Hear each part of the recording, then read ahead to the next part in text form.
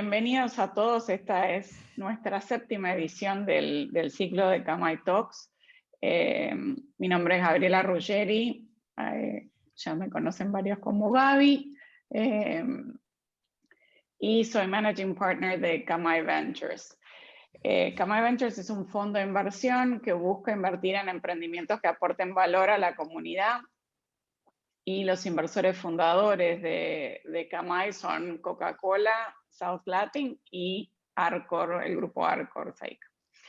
El fondo está gestionado de forma independiente por Overboost, que junto con mi socio Antonio Peña actuamos haciendo diferentes programas de aceleración y company building a lo largo de diferentes segmentos en América Latina. La idea es que Kamai se creó como el primer fondo de capital de riesgo en el país, en donde dos grandes corporaciones, y esperamos que en el futuro más, se suman para invertir y con el objeto de promover la innovación y las soluciones que contribuyan a la digitalización de las diferentes etapas del proceso productivo y de distribución. Así que la verdad que muy contentos de estar trabajando con Kamai y con el mundo corporativo, ayudándolos a desarrollarse. Hoy nos convoca una temática muy interesante, que es el comercio digital, pero no en el sentido que, bueno, ya todos sabemos que existe un montón de comercio digital hace un montón de tiempo, pero queremos entender qué cambió y queremos entender cuál es el plan de los jugadores, de los actores y qué necesitan un poco las compañías. Y para eso tenemos a dos speakers hoy muy interesantes. Tenemos a Leandro Farah, a cargo de todo el área digital y de comercio digital en el grupo Arcor, y a Alfonso Amat, a cargo del desarrollo con startups y programas en Amazon Web Services. Así que les voy a pedir a cada uno que se presente y en unas breves palabras y nos cuenten un poquito de lo que hacen, su experiencia, y después ya nos metemos en el tema del día. Bueno, arranco yo, Gaby. Muchas gracias por la intro. La verdad que es un placer compartir esta charla con vos, con Alfonso también, este espacio como para poder charlar y compartir miradas. Bueno, yo tengo 20 años de experiencia en lo que es corporativo. Arranqué muy chico por ahí, a los 21 años en Coca-Cola. Antes de eso había trabajado en una empresa familiar textil con mi papá. Aprendí bastante ahí también como entrepreneur, como dueño, ¿no? Y bueno, después estuve 3 años en Coca-Cola, siempre en el área comercial. Y después de esos 3 años, ya hace 17, ingresé en Arcor. Ingresé en una camada de jóvenes profesionales, en donde tenía a cargo una serie de supermercados, siempre en el área comercial. Al principio en el canal supermercados, después pasé por distintos canales y distintas posiciones. Hace 10 años me incorporé también dentro del área comercial a lo que es la distribución de Arcor, que es uno de los principales negocios de Arcor. También asumí responsabilidades en clientes especiales. Y bueno, en los últimos 3 años estoy liderando el área de trade marketing a nivel nacional, y en los últimos 2, digamos, liderando también iniciativas digitales, como dijiste vos, generando un equipo nuevo digital, bueno, en conjunto con otros colegas, ¿no? Ese es un poco el background que tengo. Soy licenciado en Comercio Internacional, estudié en un MBA también en Ditela, y bueno, algunos cursos de finanzas y de negocios digitales que están en boca de todos ahora, ¿no? Espectacular. Mi Muy nombre es bien. Alfonso Amat, gracias Gaby y gracias Lean por compartir este espacio que es espectacular. Yo hoy soy responsable del desarrollo del ecosistema emprendedor en Amazon Web Services. Amazon Web Services es la parte, es la compañía de Amazon dedicada a proveer servicios en la nube, o sea, servicios a demanda a través de Internet. Y dentro de eso tengo la responsabilidad para Latinoamérica de ayudar a las startups a que crezcan. Lo hacemos desde regalarles créditos en la nube, o sea, les damos hasta $100.000 por startup cumpliendo determinadas cosas, ponemos ingenieros o ingenieras que los ayudan a pensar, a dimensionarse, a pensar la seguridad, todo eso. También les hacemos lo que se llama valor más allá de la tecnología, que es que, por ejemplo, hacemos introducciones a corporaciones o introducciones a fondos. A través de eso que tengo la relación con Gaby, porque nosotros trabajamos muy cerca de, por ejemplo, de aceleradoras como Gaby, donde las startups que son ayudadas por Gaby, nosotros les damos créditos.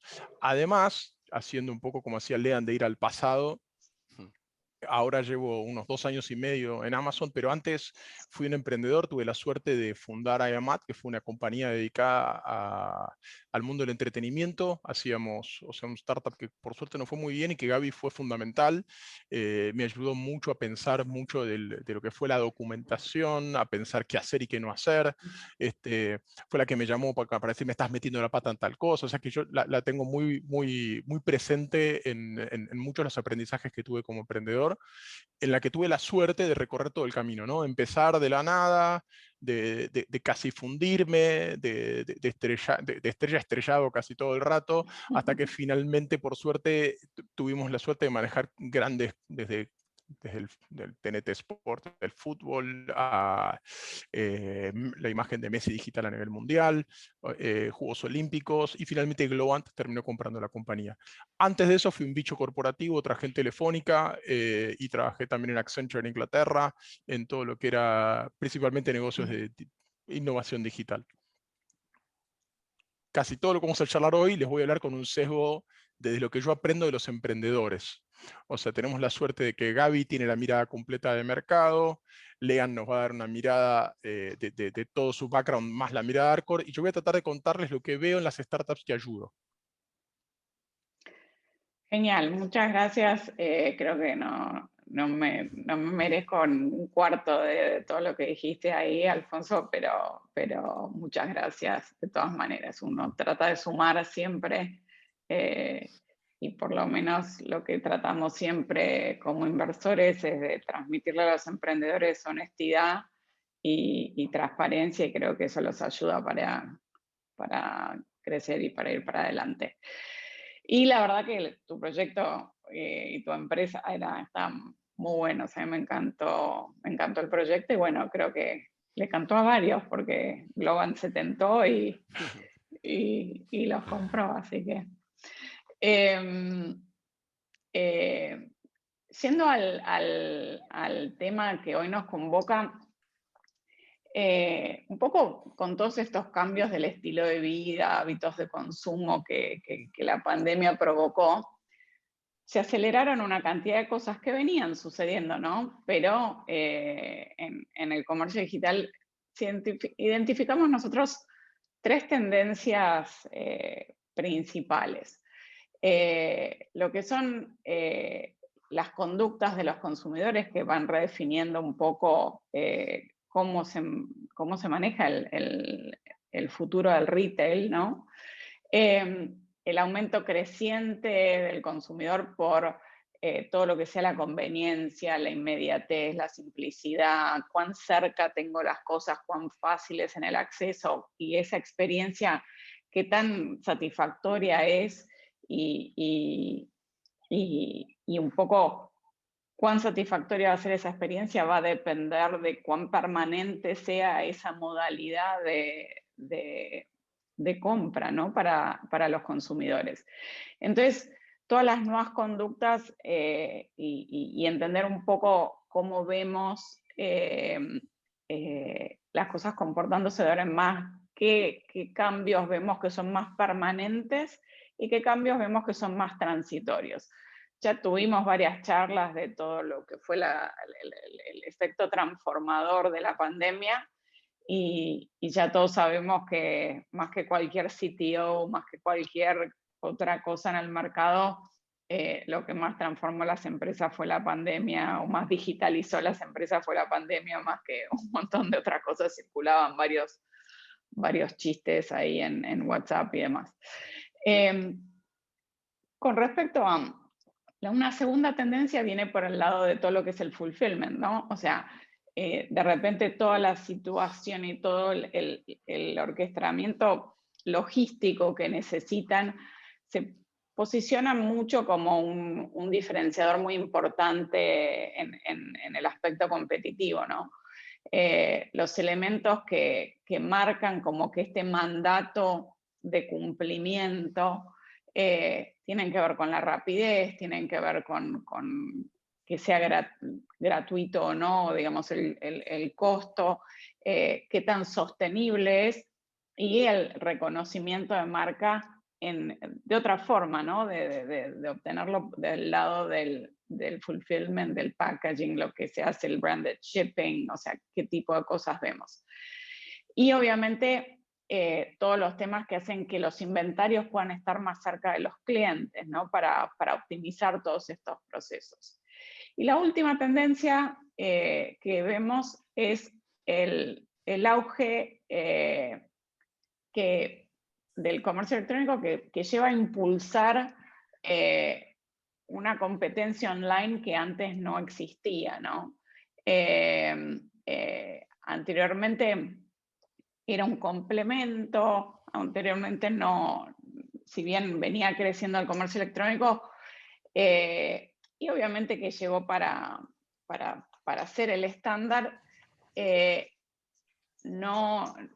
no era el lugar donde se peleaban las mayores batallas, digamos, del marketing. Hoy creo que eso está cambiando, vemos que está cambiando, y el costo de adquisición de clientes y demás pasan a ser factores muchísimo más relevantes que hace un tiempo a lo largo de muchos sectores, no solamente los que tradicionalmente eran los más propensos al e-commerce.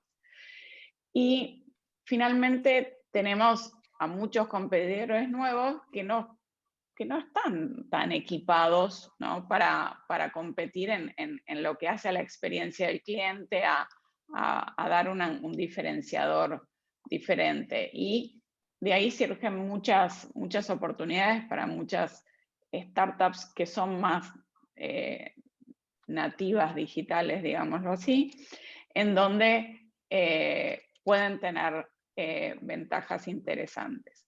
Entonces, estas tres tendencias son las que vemos fundamentalmente en cuanto al comportamiento de los consumidores, el fulfillment y lo que es el marketing digital, y cómo me comunico y cómo llego a segmentos de cliente por canales que anteriormente no llegaba.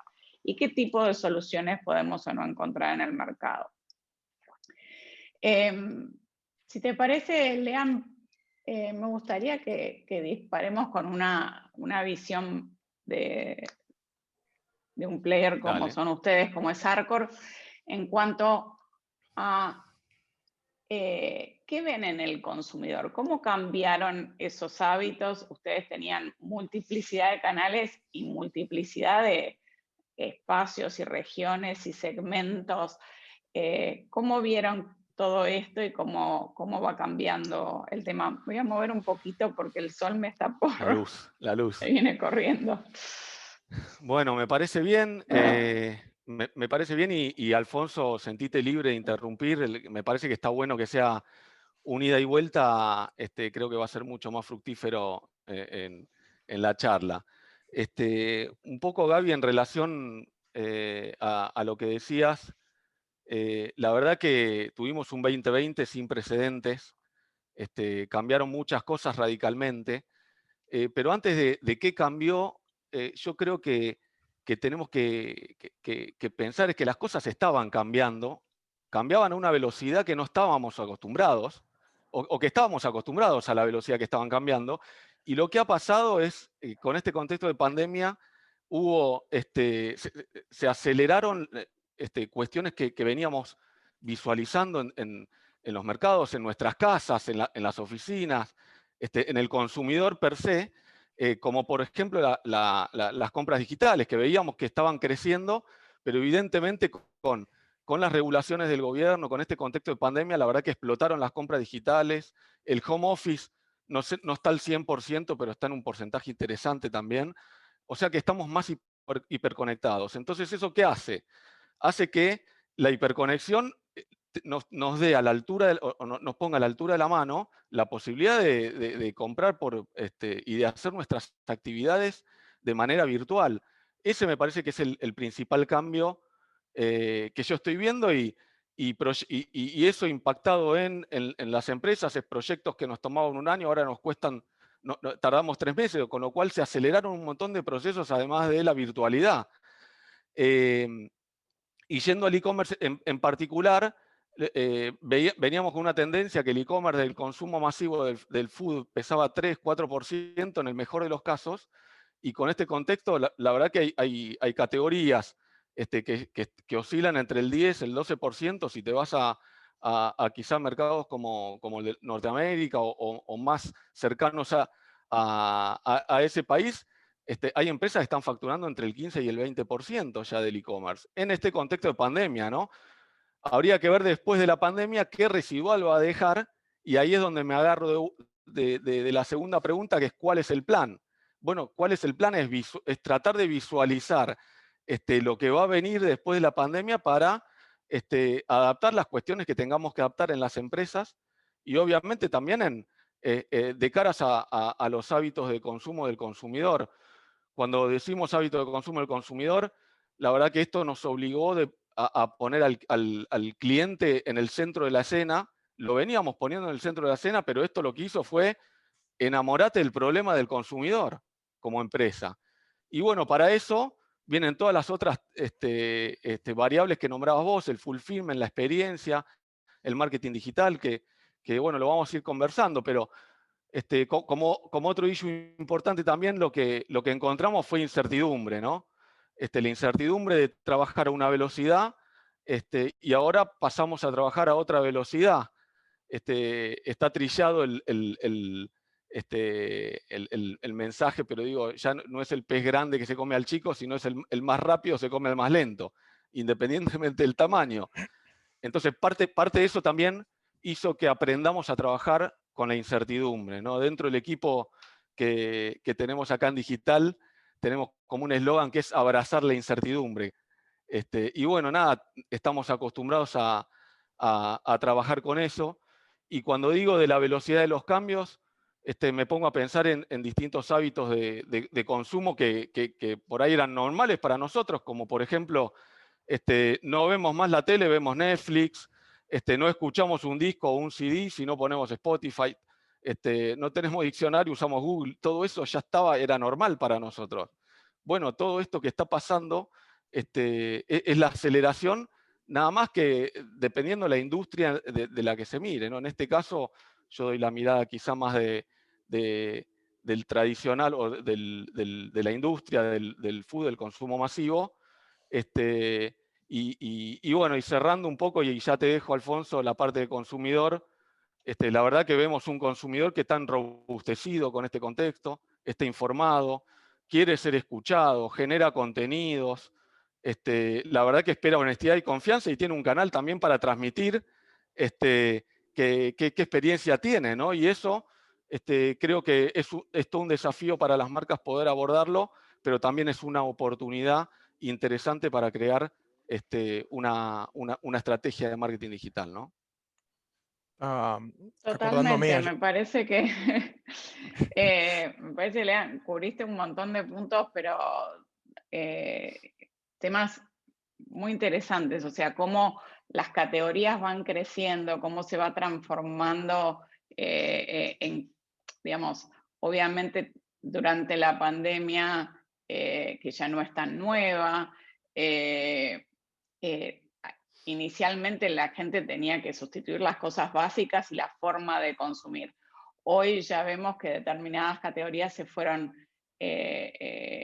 consolidando, y como decís, crecimientos que por ahí hasta sorprenden a la gente, porque vos decís 10, 15% y para ustedes es un montón, pero antes era ínfimo realmente lo que era, o era inexistente, y ahora pasa a ser más relevante. Y un poco esa tendencia sigue, y ahí, por ahí, Alfonso, quería preguntarte cómo ves vos desde todo el ecosistema, startups y demás, ¿qué está surgiendo justamente para ayudar no solamente a las grandes empresas, sino a todo el que necesita optimizar sus canales y optimizar la forma de llegada al cliente? ¿Qué vemos como más innovador en estos tiempos que vieron ustedes? Déjame que me comprometo a contestar esa pregunta, pero déjame que diga una cosa antes vinculada a eso, que es que Lean hablaba de la importancia de la velocidad. Me acuerdo ya por 2012, en Endeavor, vino un emprendedor que se llama Michael Cassidy, que fundó varios unicornios, y Michael dijo, el arma letal de la startup es la velocidad.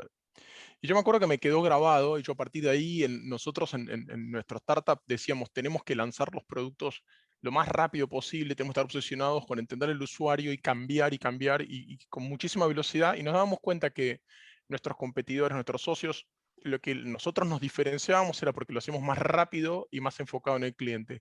Lo interesante fue cuando entré en Amazon, que lo primero que me encontré es con una cultura donde el slogan, digamos, una de las cosas más importantes que tenemos, lo que llamamos Leadership Principles, que son nuestros principios que observamos todos los días, es el Customer Obsession.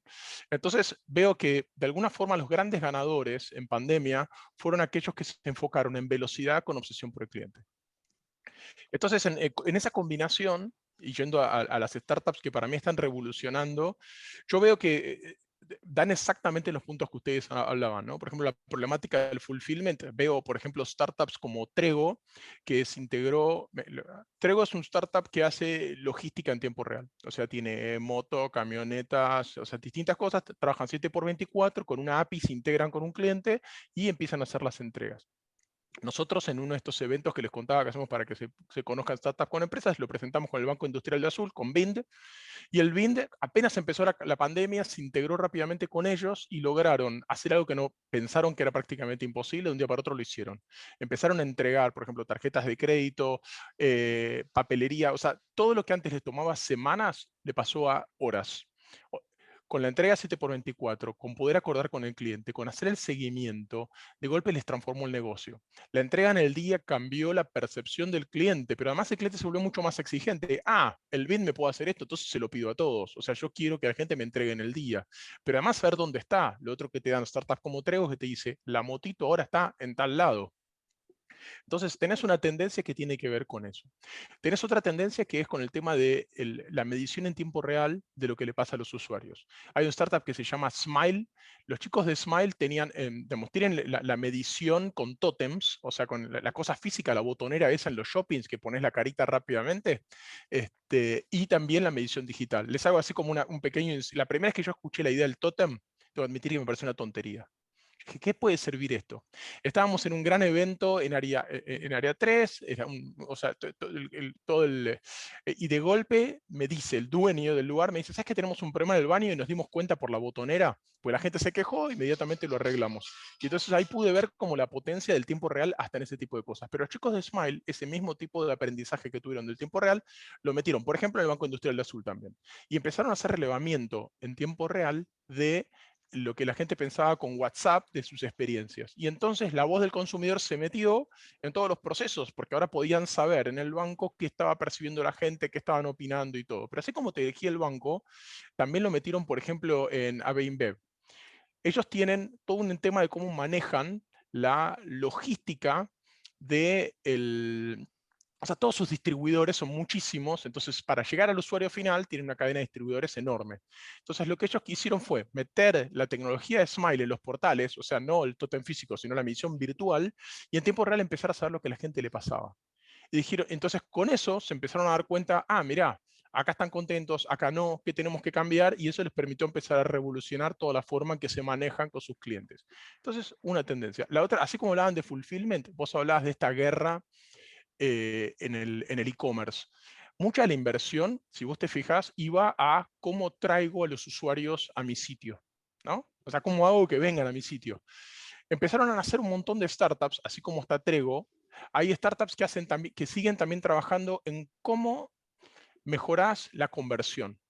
¿Cómo haces que una vez que la persona la empezaste a ubicar en, por ejemplo, la enamoraste en Instagram, la mandaste a tu sitio, bueno, ¿cómo se transforma eso en una venta?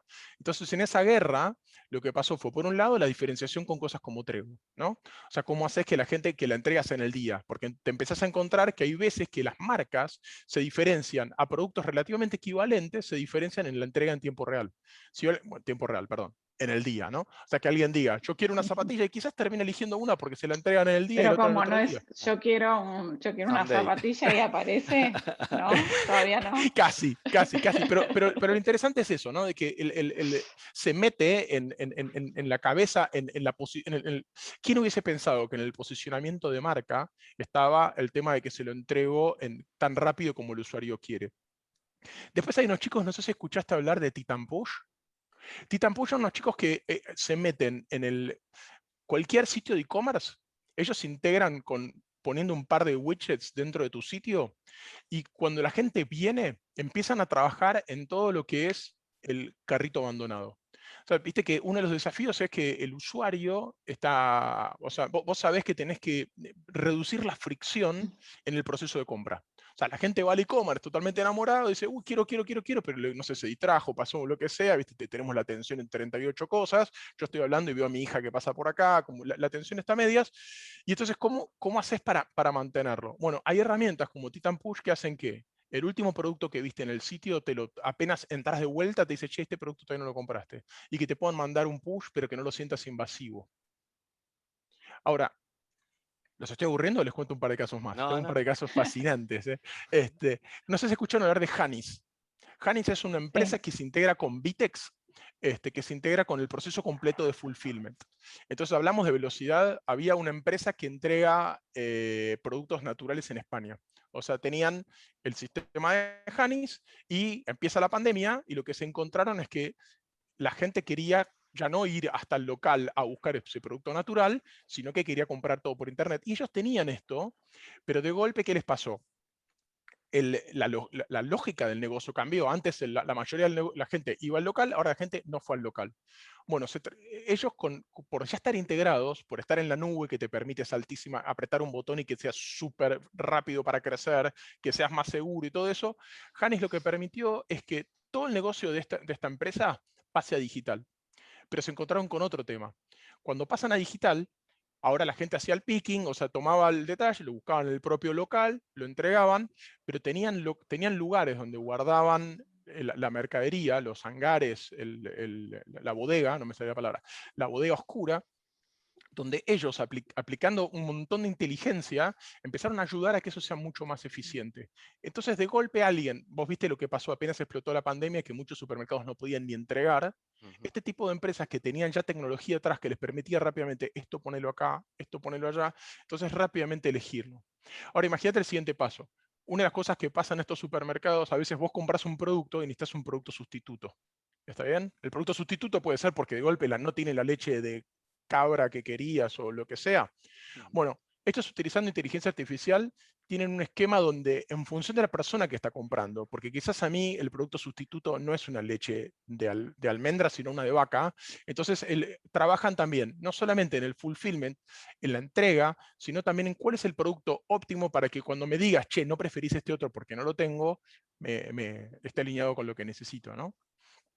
Tengo dos más. Sí, te Justamente te escu- me- o perdón. sea, hay un montón de soluciones.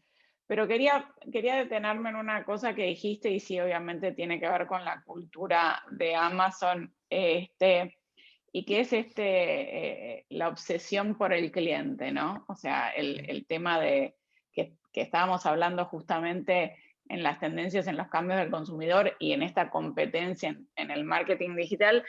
Y un poco lo que une a la situación del fulfillment, a los cambios de hábito y demás, es o sea, algo que está muy, muy charlado ya, pero tiene que ver con la experiencia del cliente. Creo que, bueno, y en eso, nada, la compañía a la que representás creo que fue la que plantó la bandera y dijo, tengo que estar obsesionado con el cliente, y en base a eso construyo todo el resto. Y durante un montón de tiempo, por ahí los miraron o los apuntaron como... ¿cómo se vive dentro de una empresa como AWS esta obsesión en el cliente? O sea, ¿qué tipo de cosas ves, al margen de lo que vos ves en las startups, qué tipo de cosas cuando entraste como emprendedor a AWS viste? Mira, yo cuando terminé de vender mi startup pensé que iba a tomarme un año sabático, ¿no? Y me terminé tomando un día sabático. Y pensé que nunca iba a volver a trabajar en una corporación y terminé trabajando en una corporación y que me encontré que es en algunas cosas una gran startup. La obsesión por el cliente, una de las cosas maravillosas que tiene Amazon es que tiene sus principios de liderazgo y que son de verdad algo importante. O sea, todo lo que hacemos lo hacemos en función de esos principios de liderazgo. Uno de los más importantes, son todos equivalentes, son todos muy importantes, pero uno muy, muy importante, como decís vos, es la obsesión por el cliente. Otros tienen que ver con el ganar la confianza, lo que se llama earn trust. Entonces, cada uno de ellos tiene eso. Cuando yo apenas entré a la empresa, como les contaba, parte de mi rol es ayudar al ecosistema emprendedor, entonces tengo responsabilidad sobre muchos de los procesos que están vinculados a los startups. Se me acerca una vendedora y me dice, che, Alf, me equivoqué. Le dije a un cliente que una cosa era de una forma, pero era de otra. Ok. Ya me llamaba la atención. Que venga alguien y que me diga, me equivoqué, me parece tan bueno, pero no estaba tan acostumbrado a que venga una persona de ventas y diga, me equivoqué. Acto seguido me dice, te lo voy a mandar por escrito, ¿te parece? Ok. Me manda por escrito, me equivoqué, tal cosa. Entonces yo le pregunto, porque no quería ofender, era nuevo relativamente, le digo, ¿te parece si le aviso a la gente de operaciones de esto? Así vemos cómo lo resolvemos. Sí, sí, cómo no. Le escribo un mail a operaciones. Señores, nos pasó esto. Me contestan inmediatamente. No se preocupe, le hacemos el crédito al cliente, no le cobramos este mes, está bien. Ya estaba. O sea, ahí vi en un proceso inmediato cómo la obsesión del cliente era real. Ante todo, el vendedor que se equivocó y no empezó a darme vueltas chinas, sino se me acercó y me dijo, me equivoqué, te lo pongo por escrito, me pasó esto. Yo escribo operaciones y operaciones inmediatamente me dice, fue un error nuestro, lo arreglamos. Tac, cliente contento, Eso, nosotros es que contentos. creo que eso va también en la cultura del cliente también, porque hay en Claro, la cultura de la empresa, hay un concepto de, de no tener miedo de decir me equivoqué, porque hay es empresas en donde maravilloso. es terrible decir me equivoqué. Total. Este, y eso siempre me pareció, la verdad es que nada, el ver, uno ve muchos videos y demás y ha leído diferentes cosas de la experiencia de Amazon y de Jeff Bezos desde el inicio, y la verdad que eso es supremamente interesante. Y me gustaba ejemplificarlo como alguien entrando a la compañía lo sigue viendo tan tangible en el día de hoy. Y esto un poco lo quería contraponer a una cosa que me pasa con Arcor, y la verdad es que yo no lo conocía de esta manera, y lo he dicho varias veces en forma privada, hablando con diferentes personas de Arcor, y que encontré un nexo en todo esto del enfoque en el cliente, de la serie, un poco los principios esto de liderazgo que mencionás. Y hay uno que tiene Amazon también, que es bias for action, ¿no? El Total. ser enfocados en la acción, en el hacer y demás. Y la verdad que es algo que, Lean, voy para tu lado, que Sí. es algo que lo veo mucho lo conocí en Arcor conociendo a la empresa, y después te explicas un montón de otras cosas y dónde están y por qué es una empresa en donde toda la gente en Arcor, al margen de una u otra cosa que tengan que hacer y sus responsabilidades, es como, bueno, hay algo interesante para hacer, bueno, dale, probemos, veamos, hagamos, y hay esta cultura de la acción. Sí, sí. ¿Cómo es trabajar, Lean, en eso? ¿Cómo es Arcor con respecto a esta cultura de la acción? Que a mí me sorprendió mucho y me pareció algo súper destacable y que normalmente yo estaba acostumbrada a verlo más en startups y no en una corporación realmente. Sí, no, a ver, la verdad que es como tal cual decís vos, Gaby, lo que pasa, lo que me sucede a mí es que estando 17 años dentro de esta empresa, para mí termina siendo normal el hacer también, ¿no? Entonces, pero en ese sentido, un poco sí lo que te puedo decir es que el hacer también te lo vas ganando con la responsabilidad, con el ir mostrando resultados cortitos y eficientes.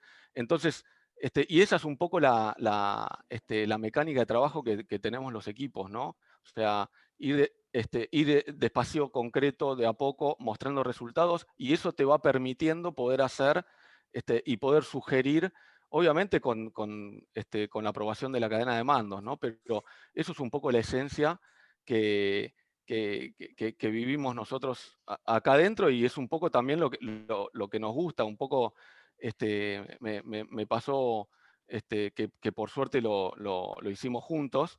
Vos participaste en el pensamiento de cómo hacer para lanzar el sitio de Arcor en Casa.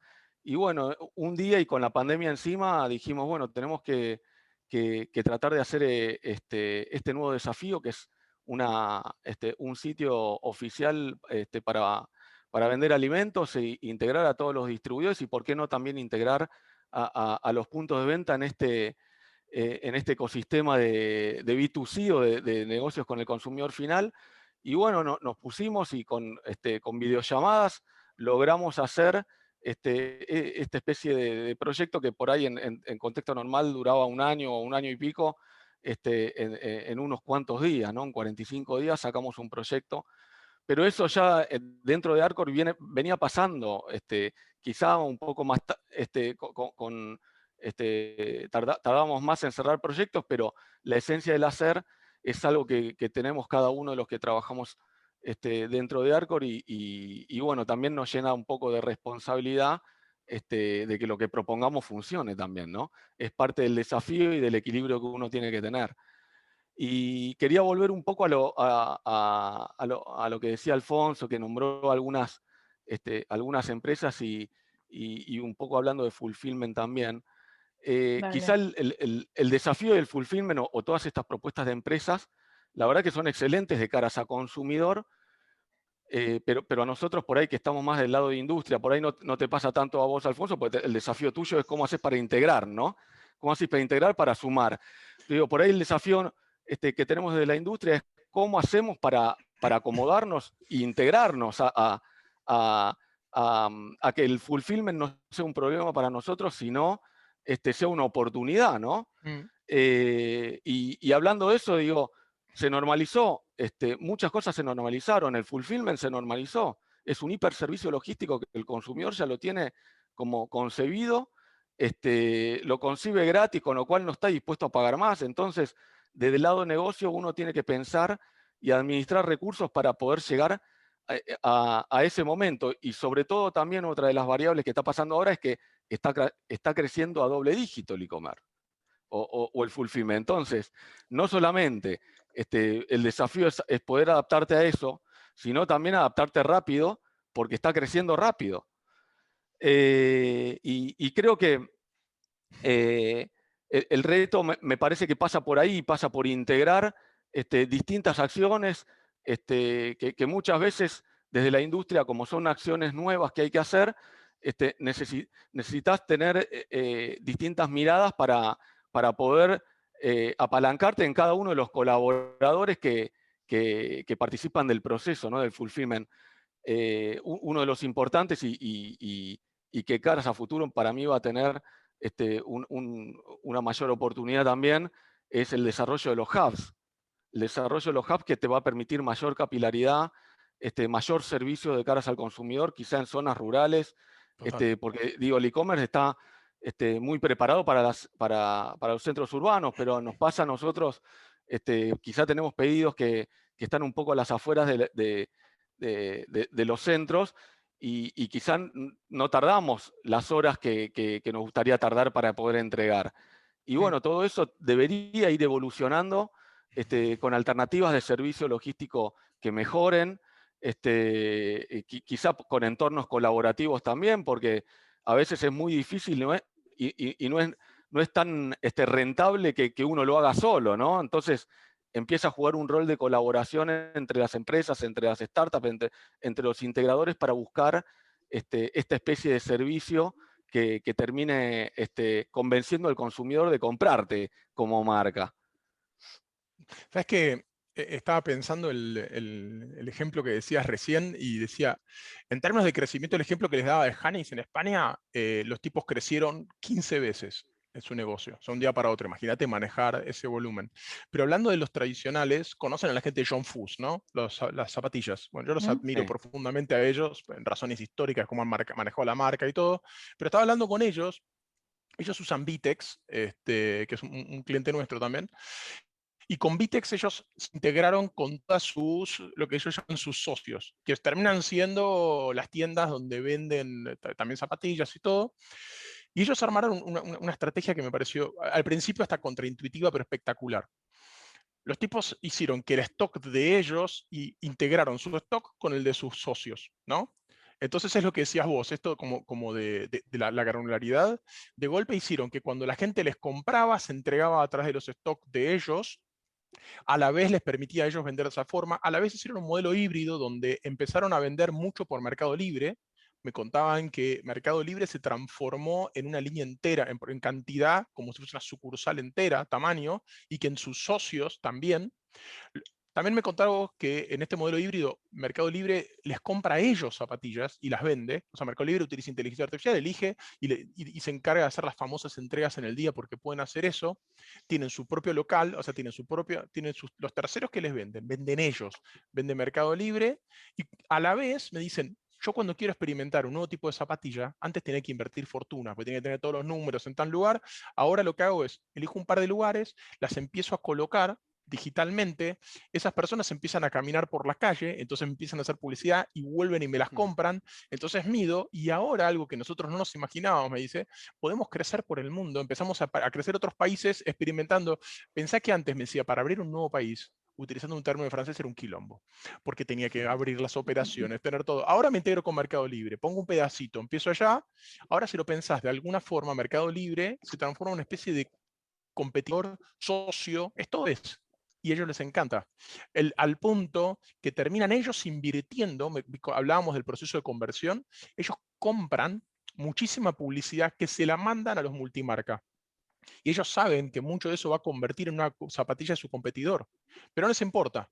¿Por qué? Porque igual dicen, esto genera que mi socio le sirva más. Además, como tengo el fulfillment tan integrado, que era lo que decías vos, este trabajo en equipo, que entonces, si tiene un faltante de stock, inmediatamente vuelven a nosotros, entonces nosotros nos transformamos en el centro de todo Claro. esto. Es una revolución en la forma de hacer ventas, ¿no? Sí, y también Totalmente. otro comentario chiquito, Gaby, es quizá también el desafío de la industria es que el e-commerce sigue pesando lo que pesa el e-commerce, pero yo tengo un negocio físico también, Claro. como oportunidad también para amalgamar a este crecimiento del e-commerce. Digo, yo ya tengo Total. socios también, no sé, en el caso de Arcor, los kioscos, los autoservicios, los almacenes, que hoy son mis socios estratégicos y también podrían Total. llegar a ser parte de una estrategia de fulfillment o de campaña o de tráfico y de conversión de consumidor, ¿no? Entonces creo Total. que Total. está todo para hacer en estos meses que vienen y años también, porque son procesos que van a tardar en encontrar quizá un modelo. Totalmente. Creo que se va transformando, digamos, toda la relación entre las partes.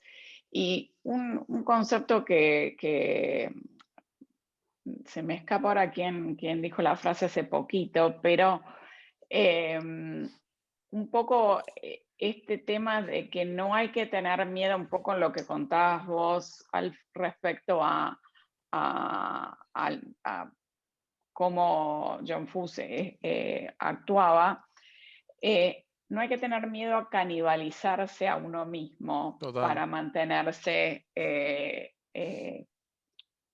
relevante, digamos. Hay que entender que hay cosas que van a ir cambiando y van a ir mutando. Y vimos negocios de compañías muy grandes, o sea, no sé, el propio Microsoft hizo una jugada muy importante en cambios en sus esquemas de distribución y de vender lo que era la caja del software en realidad o tenerlo a hacerlo todo Sí, el iPhone cloud, comiéndose ¿no? el iPod. Total. O sea, productos Exactamente, comiéndose a sí mismo. Un exactamente. O caso sea, loco argentino, te cuento un caso loco argentino. ¿Escucharon hablar de Sociedad del Vino? sí. Los chicos de Sociedad del Vino tienen un startup vinculado a venta de vinos. Hoy empezaron en pandemia. Ubican fechas. Empezaron en pandemia. Hoy tienen. Es una especie de esquema tipo de Tupperware de vinos. Hoy tienen 85.000 vendedores. Son la principal plataforma de venta de vino online de Argentina. Nadie vende más que ellos. Terrible, O sea, se comieron a todo. terrible. O sea, pero repensaron todo el negocio y estuvieron dispuestos a comer cualquier cosa que tuvieran, repensaron todo el negocio. Ellos son toda gente que viene del palo del mundo del vino y dijeron, vamos a pensar todo de vuelta. ¿Qué tenemos que hacer? Esto. Y aparece un poco lo que vos hablabas, unas más, las micro bodeguitas, no bodega para hacer vino, sino de entrega. De golpe, Claro, gente, las hubs. contaban que una señora una escribana empezó a vender vino con este esquema, porque con este modelo Tupperware la señora vende, una escribana empieza a vender vino, desde Capital termina vendiendo en Ushuaia. Ellos terminan haciendo un acuerdo con la empresa, con el hub de logística, para que les hagan el picking y el armado de la caja con la calidad que querían y con la selección específica de vino, y de golpe esta persona gana más que lo que ganaba como escribana. O sea, es un nuevo esquema de hacer todo. O sea, y como decía Gaby, esto come todas las formas tradicionales. O sea, porque esto se lleva, obviamente esto termina salteando digamos, a las vinerías, a todo. O sea, cambia la forma en que vos te acercás a todo el ecosistema. Es espectacular. Totalmente, totalmente. Sí, y ahí no hablamos nada de las marcas, ¿no? Pero Sí, Total. digo, con la mitad de la población en línea, porque digo, la otra vez estaba leyendo un artículo de la CASE y creo que el año pasado cerró con 20 millones de usuarios online, o 20 millones de usuarios en e-commerce en general, ¿no? En el mundo Wow. de e-commerce en Argentina, pero en el mundo la mitad de la población está en línea.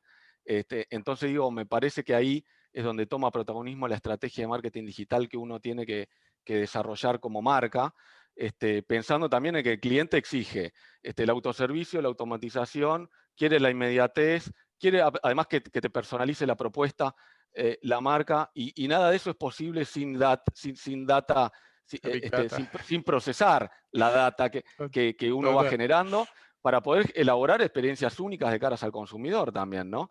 Total. Y ahí, nada, hay como una corriente de marketing 2021 que hablan de aportar valor al usuario, generando contenidos, de ayudar al cliente y no pensar solo en vender como marca, ¿no? Claro. Anticiparse a las novedades y cambios de mercado, Bueno. adaptar la propuesta de marca y servicios de caras a la preferencia del consumidor, y obviamente automatizar tareas y procesos que contribuyan a la productividad del marketing digital que uno haga, ¿no? Creo que esas son variables que, hablando dentro de lo que es marcas y e-commerce, van a tener que abordar, además de las nuevas tendencias, porque esas tendencias tecnológicas ya están, y quizá, Alfonso, vos sabrás mucho más que yo, pero digo, asistencia digital personalizada seguramente no tarda en venir, y todo lo que puede llegar a por ahí tener Amazon Es exacto lo bueno, que decís ha vos. habido Es exacto lo que ha decís habido vos un y no es algo boom, que va a ¿no? venir, ¿eh? Sorry, Pero Gaby, digo, iba a ha decir habido solamente que... un, Te escucho. perdón, Perdón. no, no. Digo que ha habido un boom de todo lo que son los bots y los chatbots y demás, porque justamente se trata de personalizar eso. Y los más exitosos claramente son los que hacen percibir a la gente que están teniendo un diálogo más humano, o sea, y claro, que Total. están humanizando esa experiencia.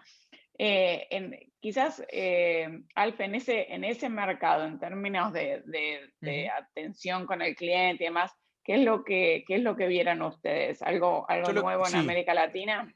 De todo, de todo. Y lo que justamente te iba a decir, que más que lo que se viene, ya vino, ya está pasando. Ya está pasando que se utiliza inteligencia artificial para clusterizar a tus usuarios y saber, les contaba el caso de reemplazarte si compras un tipo de dulce de leche y darte otro. Cuando lo que vos decías también de la percepción en el chatbot, en realidad, ¿cómo haces rápidamente, ya sea que el chatbot esté atendiendo al usuario o que lo derive rápidamente a una persona cuando no lo puede resolver, o mismo cuando está atendiendo a un usuario, que un sistema de inteligencia artificial esté asistiendo a esa persona? Entonces, cuando vos estás hablando con el usuario, una persona está hablando con el usuario, que por abajo le esté pasando, mirá que el mes pasado pasó esto, no te olvides de esto otro. Si vos mirás, nosotros tenemos una solución, de hecho, específicamente para call centers en cómo manejas eso, cómo entra la llamada, cómo tenés información y cómo seguís manteniendo, porque ahí justamente veía que una de las preguntas hablaba sobre hacia dónde va esto, sobre la experiencia mucho más humanizada. La respuesta es que sí, o sea, cada vez más cercana, mucho más humanizada, diría, pero no se contradice con esto usar inteligencia artificial. Y te da todo lo contrario. La inteligencia artificial lo que hace es que rápidamente puedas hacer que cuando la persona necesita a una persona, se la disponibilices. Y cuando no, que se lo resuelvas rápido. ¿Cómo veo mi saldo? Pim, un link. ¿Cómo hago tal cosa? Y rápidamente eso ya es humanizado. Yo necesito ahora saber cuánto es mi saldo y no necesito hablar con una persona para que me diga dónde buscarlo. Totalmente. Eso que dijiste me parece que es un punto muy importante. Yo siempre veo que la gente confunde el humanizar con que sea 100% humano, que no es la idea. La idea es que el humano entre cuando es más necesario, porque la situación o el intercambio es más complejo. Eso no quiere decir que la gente no quiera conveniencia, rapidez, inmediatez, simplicidad, y que tal cual. Si yo quiero saber mi saldo, no quiero llamar a un lugar para que me cuenten el saldo, quiero entrar a algo y verlo, y listo. Total. Entonces, y además que esas son las cosas que cambian. No, iba a decir que el sistema aprenda, ¿no? Que lo encuentre rápido. Si yo fui a buscar el saldo y di 8 pasos, que algún sistema diga, che, este flaco dio, claro, no me hinches. O sea, si tengo que dar 8 pasos, aprendelo. Y en eso hay mucha, en las empresas vemos cuando hablamos de inteligencia artificial se habla mucho de lo que es machine learning, que es tomar datos y que la computadora, digamos, por decirlo de alguna manera, aprenda de todo esto. Pero es tan importante eso como en el raciocinio humano, el machine reasoning, que es ponerle una capa de razonamiento a toda esa información de negocio que se pone. Sería, ¿no? Exactamente. Y hay mucho que por ahí hay empresas que perciben que esto es como muy complejo y a veces no es tan complejo, es mirar cosas básicas con el conocimiento que las empresas tienen de su negocio y ponerse a aplicar un poquito de este business intelligence, sacando conclusiones y diciendo cuáles son las reglas de negocio clásicas, cuáles son los algo loco?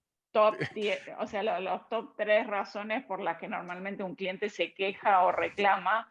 Y seguramente si modulás todo eso, vos, Lean, las podés decir del top de tu cabeza, de lo que has visto con el consumidor. Y siempre son 2, 3 cosas que la gente normalmente reclama. Y eso es lo que justamente no hay que atender. ¿Qué decías? Contame. No, y iba a agregar que una de las cosas que pasó con la inteligencia artificial, digamos, que están las capas, pero también hay cosas que, digamos, la palabra inteligencia artificial para mí generó como 3 tipos de respuestas. Primero, mucha fruta, ¿no? O sea, gente que trata de hablar de inteligencia artificial y la quiere meter en cualquier cosa y que no tiene nada que ver. Otra, la inteligencia artificial hipercompleja. Esos sistemas donde uno tiene que entrenar y enseñarle a hacer algo, que requiere especialistas. Lo mismo con la ciencia de datos, que requiere estas ingenieras hiperespecialistas que puedan mirar.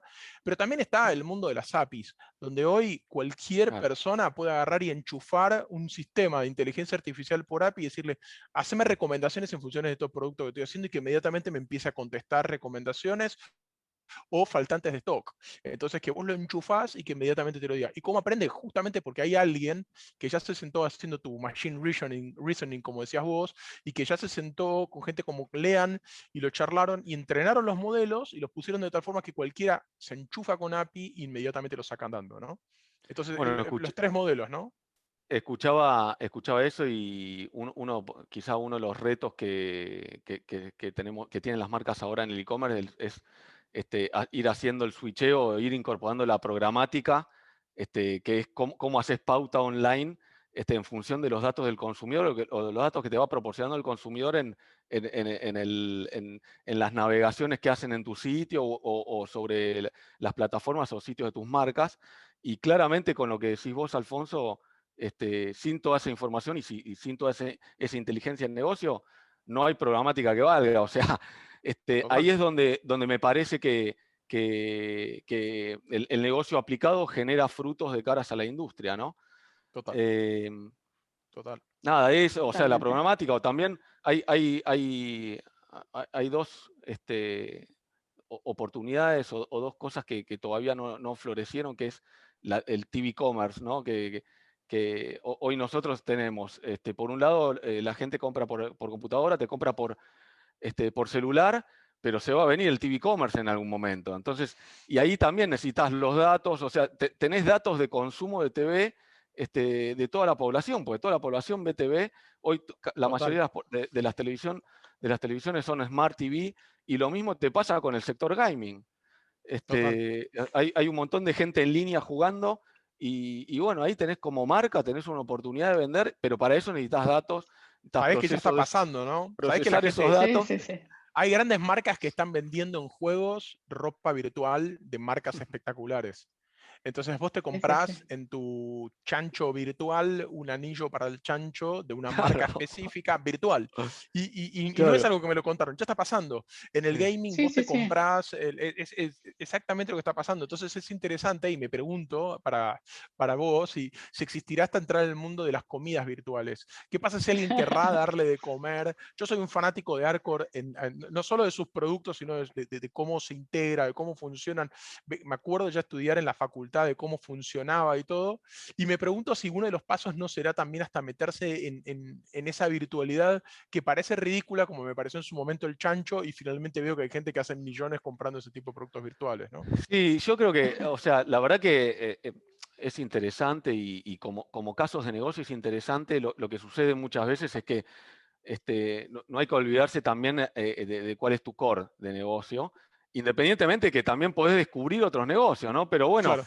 creo que ese es el desafío también de, de las empresas y de los que estamos liderando, de descubrir Está y bueno que sí, sí. de poder también hacer entender este tipo de negocios nuevos a, a las empresas, ¿no? Como para desarrollarlos. Totalmente. Quería a ver si en la gente fueron haciendo algunos comentarios, pero si hay preguntas de los asistentes que quieran hacerle a Alfonso o a Leandro, eh, sería como ahora el momento. Eh, eh, Acá surgió una pregunta que va más al comportamiento, digamos, post pandemia. ¿Qué es lo que ustedes ven? Bueno, creo que Alfonso, vos creo que lo respondiste con tu comentario de tu decisión de vida últimamente, pero ¿cómo vemos la situación de las oficinas y del trabajo remoto a futuro, post pandemia? ¿Se va a volver a como era antes, todo el tiempo a la oficina? Yo tengo mi punto de vista, pero la pregunta es para ustedes. Sí, a ver, yo creo que tiro la punta de lanza, ¿no? Digo, más allá de todo lo que uno va escuchando de una empresa o de otra, tenés empresas que por ahí escuchabas hasta marzo no vuelven a la oficina, y tenés empresas que por ahí son más presenciales. Yo creo que la virtualidad lo que va a aportar es la aceleración de proyectos, la aceleración de temas, o digo, creo que, no sé, por ahí muchas veces nos pasaba a nosotros que una de nuestras virtudes es la puntualidad con las reuniones virtuales. Y la verdad que eso fue algo que dejó todo este contexto y hace también que uno esté mucho más organizado. Pero independientemente de eso, me parece que es sano un equilibrio también, ¿no? Digo, me parece que la presencialidad, la cercanía con las personas es algo que uno está acostumbrado y quizá el latinoamericano, digo, lo necesita también. Entonces, en ese sentido, nada, esperemos que después de todo esto exista un equilibrio que nos haga sentir bien también como personas dentro y fuera del trabajo, ¿no? Porque hoy tenemos reuniones virtuales familiares, entonces si estamos en un extremo que cuesta también pensar cuál es el mejor escenario, ¿no? No sé, Alfonso, ¿vos qué pensás? Yo pienso parecido a vos. A mí, por un lado, yo me fui a vivir al campo, ¿no? Y mandé a mis chicos a una escuelita rural. O sea, hice un cambio radical de vida, al menos por este año. Pero a la vez extraño mucho, me doy cuenta que hay ciertas cosas que hace al estar al lado de la gente que lo necesito. No me imagino yendo todos los días a la oficina y no me imagino como antes viajando una vez al mes a Seattle, que es un viaje que es una patada en donde quieras. Es durísimo, o sea, tanto avión me cansaba mucho, entonces en algún lugar creo que eso se va a reducir la cantidad de viajes, estoy seguro. Estoy seguro que va a haber menos oficina, pero también creo que va a haber oficina todavía. ¿Cuánta? Poca, pero es una percepción, ¿no? O sea, yo creo que va a haber mucho menos oficina. Pero estamos haciendo una futurología que veremos. Si me preguntabas hace un año y medio, jamás me hubiese imaginado que me iba a construir una casa en el medio de la nada, que iba a poner 3 proveedores de internet, que iba a poner paneles solares y me iba a preparar para un ataque zombie. Pero bueno, es, este, es un poco Tal como cual, quedó. tal cual. Sí, yo creo que nada, encontrar un nuevo equilibrio es la clave y creo que fundamentalmente va por el lado de trabajar las conexiones humanas de buena forma, que creo que son muy necesarias, pero al mismo tiempo rescato algo que me pareció muy interesante que dijo Lean, de que la virtualidad ayudó a la puntualidad de las reuniones. Como tenés Total. cierto tiempo en la reunión y están preagendadas, Eficiencia, eficiencia. No, eso es maravilloso. suma ¿Cuánto definitivamente ganamos ahí? a no irnos al exceso de tiempo en las reuniones. Me parece que eso está muy bueno. Tenemos otras preguntas. A ver. Está buena la pregunta. Preguntan por las super apps. ¿Saben lo que son las super apps? ¿Vieron las Sí, sí, aplicaciones sí. como Rappi, por ejemplo, que consolidan desde que Sí. podés jugar, a comprar, a hacer un pedido? Los all-in-one All-in-one. apps. Yo les puedo contar Tenemos dos lo que averigué un preguntas. En poquito. realidad voy a A ver, hacer una dale. para vos, Alf, y otra para Lean. Para vos, Alf, el tema de las tecnologías que reemplacen, digamos, el comercio tradicional y ver un poco qué vemos de compras online versus temas de las super apps y temas de cómo vemos esas soluciones, si realmente creemos que esa es la tendencia y qué es lo que están viendo ustedes, digamos, desde un punto de vista de mirar más todo el ecosistema. Y después, Lean, voy con vos en cuanto a hábitos de consumo post pandemia y productos que quizás se volvieron como más relevantes versus el pasado. Alf, ¿querés arrancar? Sí, estaba pensando, o sea, la verdad que el fenómeno de las super apps, viste, empieza en Asia, en Argentina se está poniendo fuerte. Hablando con algunos startups me decían, yo creo que va a ser un esquema híbrido donde muchas marcas van a estar en las super apps, un poco lo que contaba de John Fuss, como que en realidad las super apps traen un beneficio poderosísimo, o sea, Mercado Libre, que a la vez y comprás pagás la nafta y qué sé yo, pero que a la vez podés pagar en el local. Pareciera ser que al menos la percepción de muchos es que hay que trabajar en un esquema híbrido. También hay un tema de los márgenes. En las super apps, una de las cosas que me decían algunas marcas es, a mí me cae mucho el margen trabajando Claro. con ellos, pero a la vez son un punto de venta maravilloso. Entonces es un equilibrio entre estar con ellos, pero a la vez estar afuera. Sí, a mí lo que me pasa, también lo que pienso con las super apps, hoy están subvencionadas con capitales, ¿no? Digo, están Claro.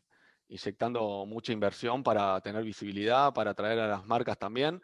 Como dijiste vos, Alfonso, las marcas tienen que hacer un esfuerzo de inversión para poder participar ahí y claramente ellos están de alguna manera obsesionados por el tráfico y por los datos que puedan llegar a conseguir. Entonces, nada, la verdad que, como decís vos, me parece que hay que ver en ese equilibrio qué termina pasando, ¿no? También hay bastantes apps en el mercado. Ya vimos, creo que fue el año pasado que Globo se retiró y la absorbió Pedido Ya. Nada, hay que ver qué termina pasando. Y Lean, volviendo con la otra pregunta, tenemos consultas respecto a cuáles son los productos que hayan visto que el consumo va a variar mucho, ya sea al alza o a la baja, como consecuencia un poco de la situación actual, de la pandemia, o sea, qué tipo de cosas se consumen más que hayan visto ustedes. Y cómo vemos estoy mezclando un par de preguntas, pero cómo vemos a los consumidores en relación al retail tradicional, a los supermercados. Creo que hay bastante cambio de preferencia del Sí, consumidor de no necesariamente ir al gran retailer, ¿no? sí, sí. Bueno, mira, a ver, arranco con la de los productos. La verdad que todo lo que es food creció mucho con pandemia, sobre todo en los primeros meses que hubo como un shock, que todos, no sé, me acuerdo de que faltaba papel higiénico. Sí, sí, sí. Que la gente salió y fue a comprar papel higiénico, no sé qué.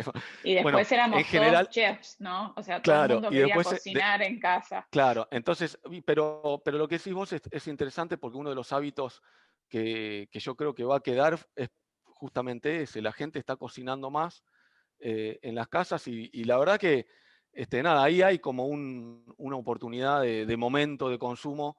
Creo que la pandemia, si hay algo que por ahí nos dejó y que lo pudimos ver también fehacientemente con respecto a los datos que teníamos con Arcor en casa, es que, que el consumidor compra momentos de consumo en el momento de pandemia, pero fuera de la pandemia después terminás traqueando y haciendo memoria de lo que vendías y de lo que se vende y termina comprando momentos de consumo, pero por ahí no todos juntos, ¿no?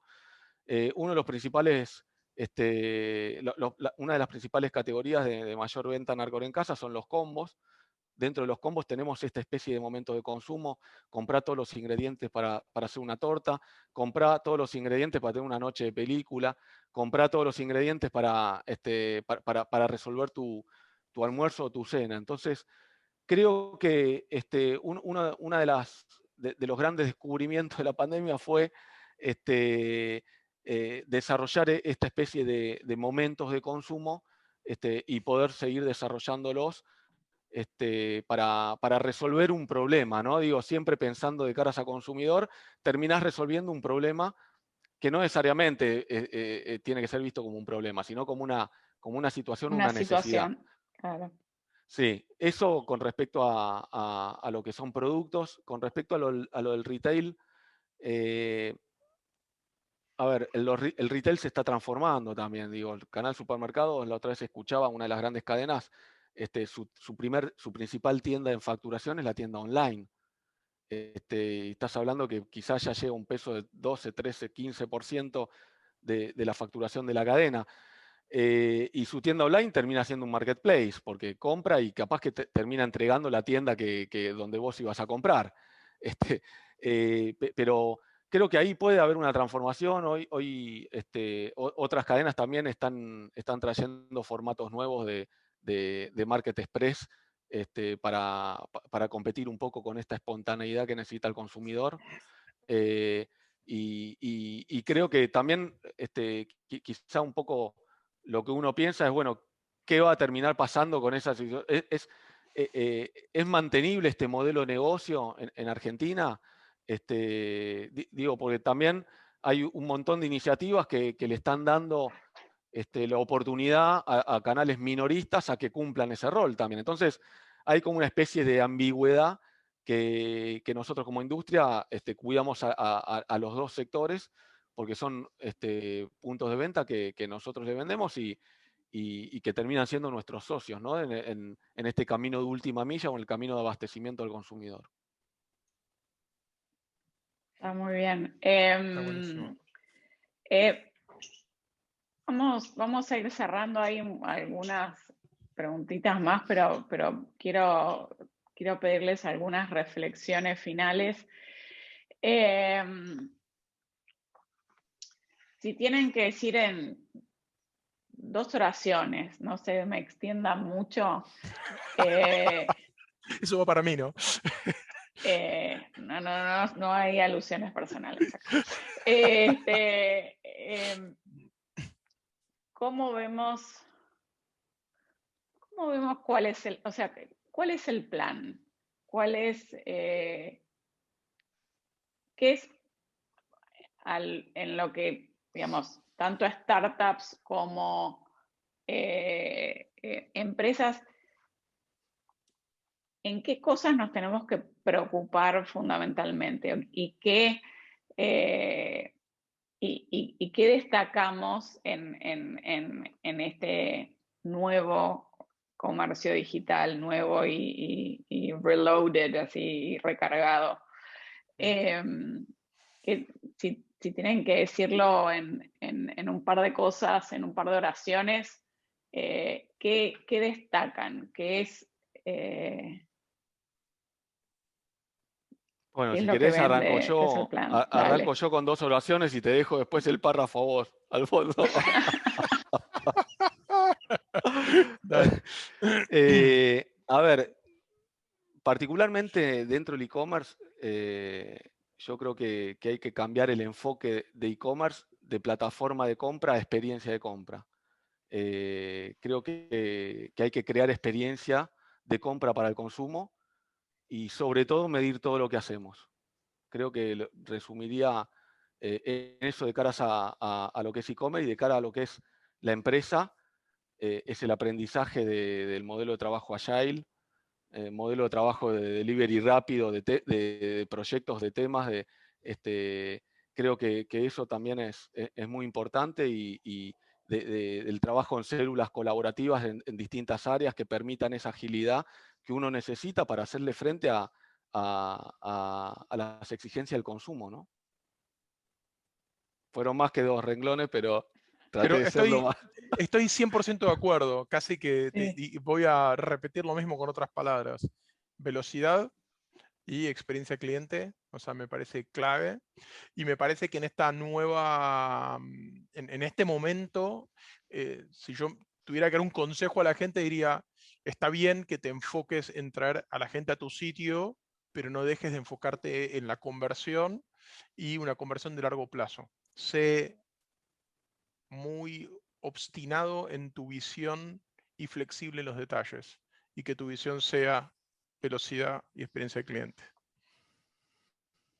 Excelente, excelente. Completamente de acuerdo. Muchísimas gracias a ambos. Creo que validamos que estas tendencias son la clave. Y lo único que quizás agregaría es el tema de la sostenibilidad, que creo que el consumidor está valorando en esa experiencia una actitud sostenible y sustentable hacia el mundo que nos rodea y cuidar el mundo que nos rodea. O sea, creo que Total. también la pandemia nos hizo a todos mucho más conscientes de cuidar el entorno que tenemos y cómo lo vivimos.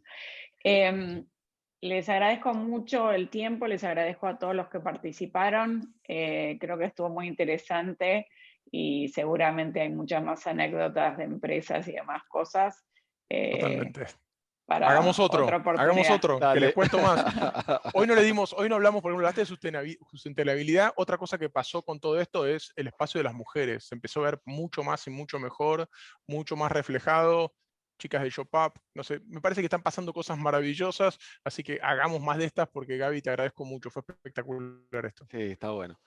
Está bueno Muchas gracias dar a puntos de vista y ambos. compartir miradas, creo que está bueno. Totalmente.